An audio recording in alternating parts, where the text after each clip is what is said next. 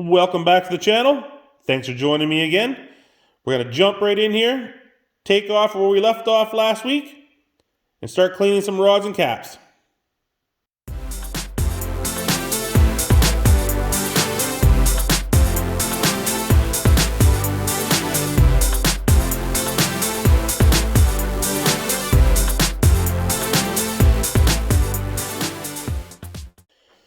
Hope everyone had a great week, and hope everyone's weekend is going well. Where we left off in the last video, you had seen that I had pressed out the wrist pins out of my connecting rods and my pistons. That's the only one that I kept, the only one that wasn't cracked. So, now that I got these apart, I'm going to be taking out the bolts here on the bottom, which are quite easy. All I do is I got a piece of wood here, and just hold my hands on the top so they don't fly out. Just one little tap, and the two bolts in that come out of the bottom. I'm going to do that for all of them. I'm just going to make sure I get all the crap out, all the crud that might be stuck in there. Give these things a brush down with the paintbrush and some thinners. Now I've already done all the caps. They're done and ready to go. And if you remember back in the videos of me taking this apart, everything is stamped and marked. All caps. This one here is a number 7. So once it's all clean, I just got to find number 7 again, match the two together, and we're good to go. Now another thing I'm going to do after I clean these, and hopefully people aren't freaking out, I got a file here. I'm not really filing them. I'm actually turning this file around backwards because on a few of these, there's like a little hair. Now I did tap some of these really gentle with the hammer, and some of them maybe have hit right on a corner, and it's like a little tiny edge that just has moved up on there. So I'm not filing into it. You see I got the file backwards. I'm actually softly dragging over it, not flat, just on that corner to pull that hair off so that when these are done and clean and I put them together, there's absolutely nothing that's going to be between these machine surfaces that can hold them apart any amount. They'll be the tightest fit they can be so that my standard size bearings will fit snug.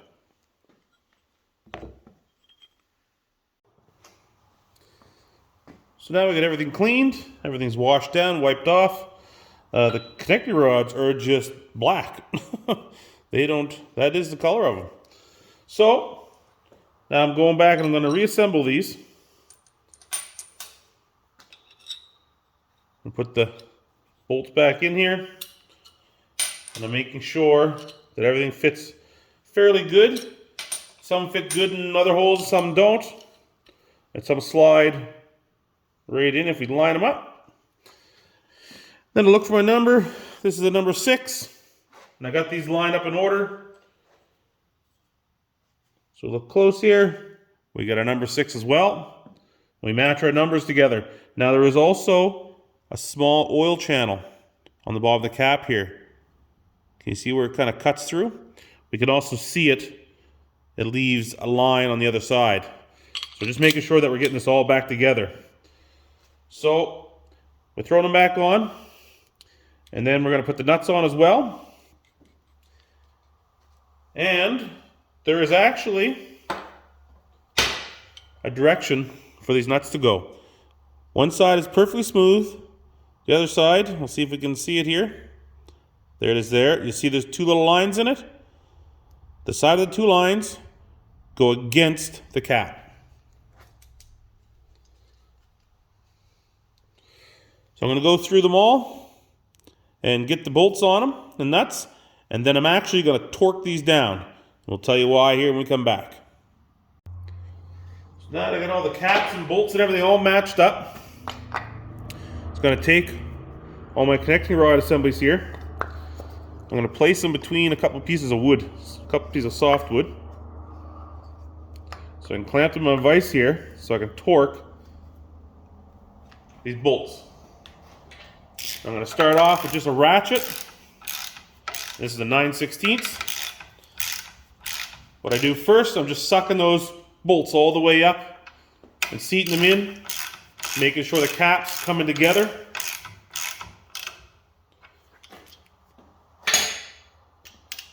And then once that's on, bring in the torque wrench. We're going to torque these to 45 foot-pounds.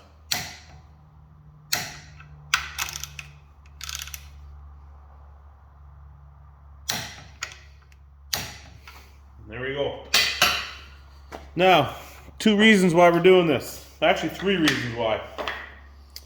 The first one, now that I got these together, I can check the inside here where these where they come together, the cap and the rod, and there is no visible edge that I can feel. So they're a perfect match. They're a perfect mate.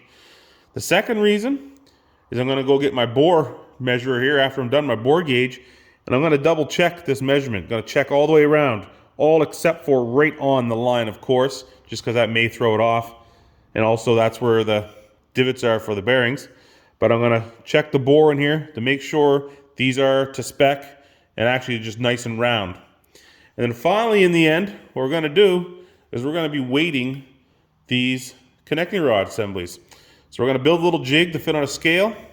Going to measure the light end and measure the heavy end. We're going to balance these all out as close as we can. Now they have very large tops, very large bottoms. So we will determine which one is the lightest, and we'll try to shave just a little bit off these and make them all the same.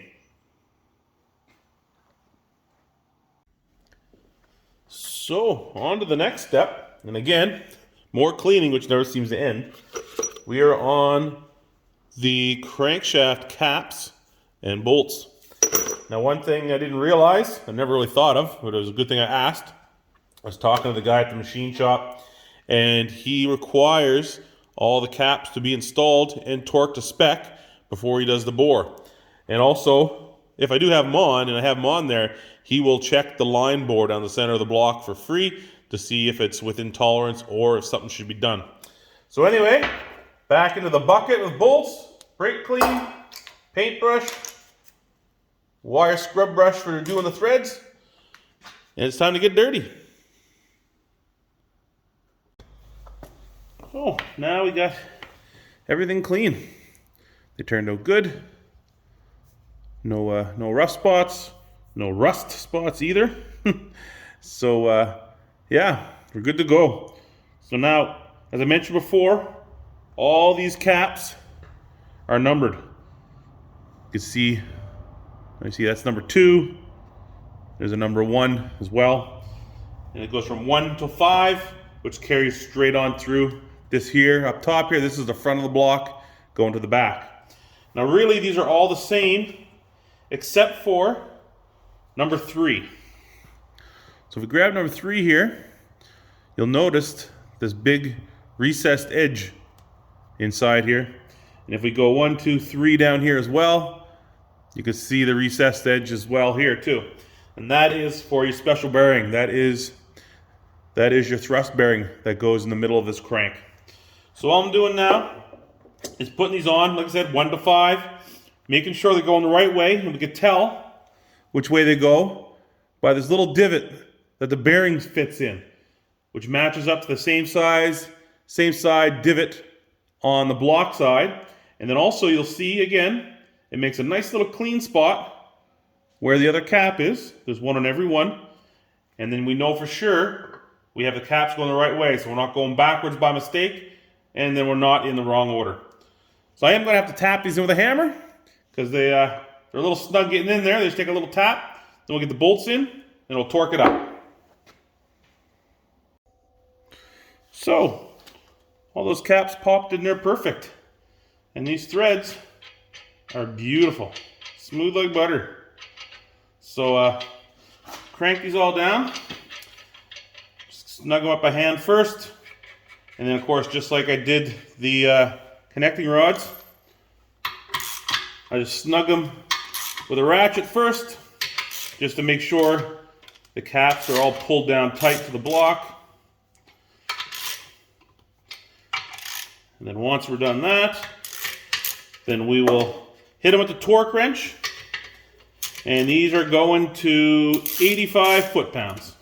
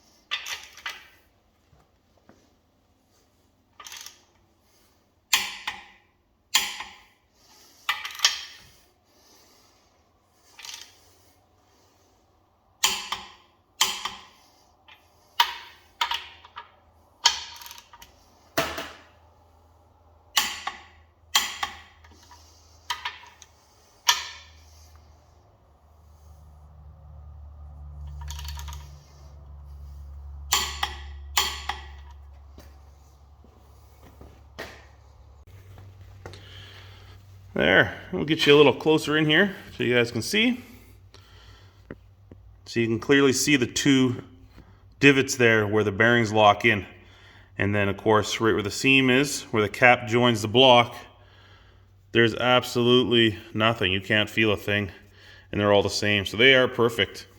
So the only thing I'm going to do now is I'm going to grab my bore gauge, and I'm just going to, just for myself, I'm just going to check through these and see what they're like. I have no doubt that they're perfect, but I'd like to know what they are before the bearing goes in. And then once I clamp them down, and we're going to be testing these again without the crank, but we'll clamp them down first, and then we'll be checking them with the bearing size. But bearings and that stuff come later. This is done now, basically. There's nothing left to do to this block except for send it off to the machine shop.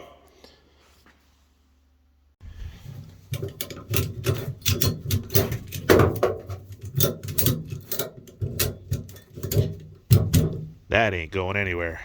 Precious load on board. So now that that block is finished, and it is actually a couple days later, and it has gone off to the machine shop.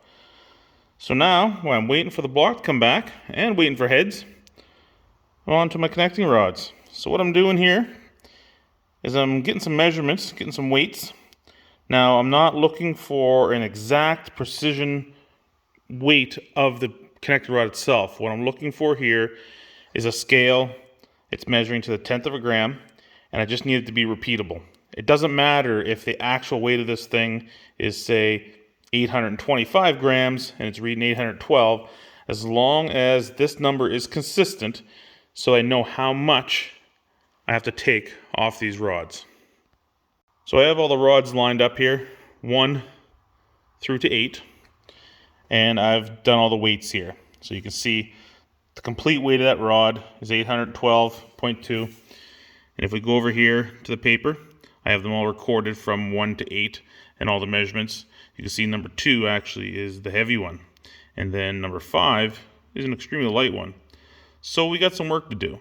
There is going to be, anywhere from 3 grams down to 1.5 grams taken off these rods. So now the next measurement is the light end, or the small end of the connecting rod. Now I made this little jig to support it, so I'm only getting pressure from the light end. So again, I'm getting my measurements here in grams to 1/10 of a gram, and I started writing them down as well too as a small end of the rod. Now I've actually already gone through this, and I've switched my jig around, rotated my connecting rod, and I weighed the heavy end as well. So all 3 measurements are complete on this rod. So now I'm sure I've went through that a little bit too fast, so I'll kind of explain why I'm doing what I'm doing here. Now these are the factory connecting rods that I've taken out of the engine.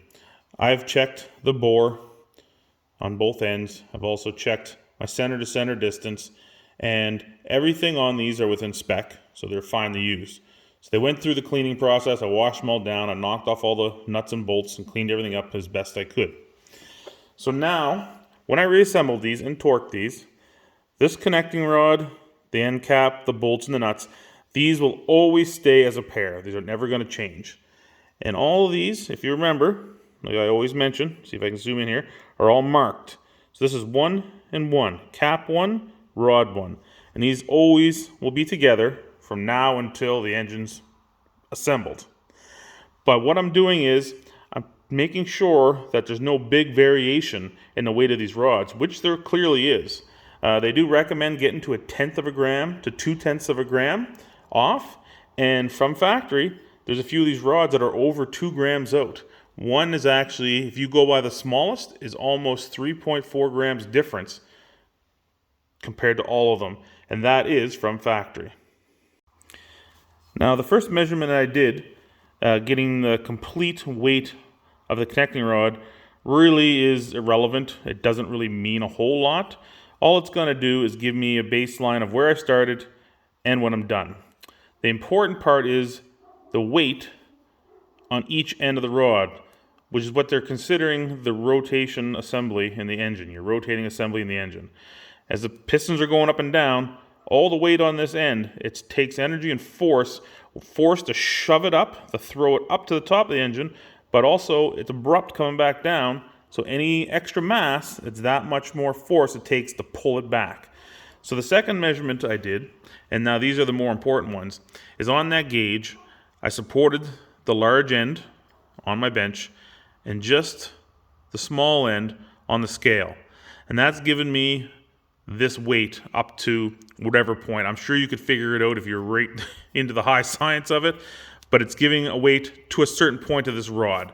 But all I'm concentrating on is how much this actually weighs. Now they're out a bit, for sure, which is fine, because then we turn it around on a scale and do the same thing. We support the small end and we weigh the big end. And again, we're not looking for an exact measurement. We're looking for repeatability, so I can push on the scale, let off, it comes back to the same number. Push on the scale, let off, it comes back to the same number. So I know it is being consistent with my weights. When I get this measurement here, then what I did is I took the total weight of the rod. This is the weight of the small end. Then I took the weight of the big end, and I subtracted these two from the total weight to see how accurate I was. And all my measurements were out up plus or minus a tenth of a gram, which is well within the spec of where they need to be. Two of them are dead on, which is kind of unbelievable, but they are. But also keeping in mind, a 0 might actually be 0.09 or something like that, or 0.08. It could be right at that point where it's ready to jump over. So it's 0.19, and then it could be, just a hair more, and it'd make it a 0. And same as going with the negatives, it's that close. But if you start following the digits out and it doesn't place out further, you're just going to drive yourself nuts. Within a tenth of a gram is more than enough. So these all worked out quite well. Even though there's some big offsets and measurements, my final calculations are spot on. Now, when we go to weight these, and we're going to change these, it's all going to be material taken off. Now, some spots, it's very visual and easy to tell. There's large balls on the cast lines. This one's kind of smooth, but this one's sticking out. Really easy to tell where the weight's got to come from.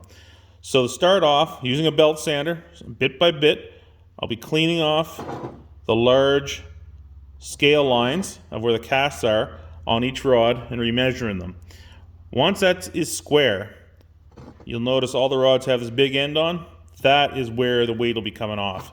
They'll be on the belt sander, nice and flat, and just give them a little buzz until I can get all the ends within a tenth of a gram of each other, nice and even. So now comes the large end, which at this point I can't do anything with.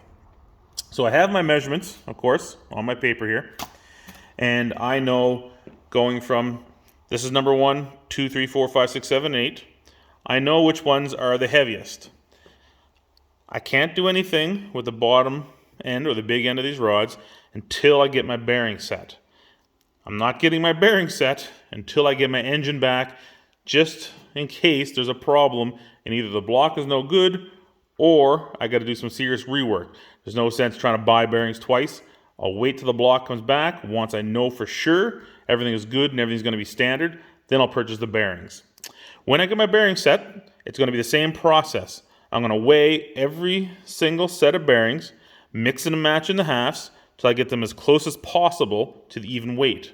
Then I will take my heaviest bearing set and put it with my lightest rod, and so on and so forth. So what it does is it minimizes the amount of material I have to take off. So once the bearings are weighed and then I know what my actual weight is, the same thing. There's a large bulb here where the cast line is.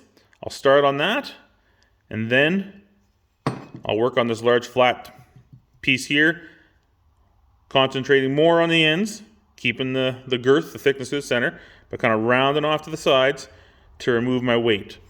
And in the end, once I go by my book here and I'm within my, my 1/10 to 2/10, when I re-weigh the complete rod, of course, these numbers are all going to be different, but I should be really close to have them all at 811 and 811.3 right in that area. And then I know that my rotating assembly, minus the crank, because there's nothing I can do about that, will be all balanced. Now when the pistons come in and wrist pins, it'll be the same process. Weigh the pistons, find the heaviest to lightest. Weigh the wrist pins, find heaviest to lightest. Weigh the ring sets, heaviest to lightest. And that will be how I assemble them. Anyway, sorry for a lot of talking. Not very exciting, a little bit technical, but it is definitely stuff that has to be done. So as always, thanks for watching. Thanks for subscribing. If you're not subscribed, thumbs up. Catch you guys again later.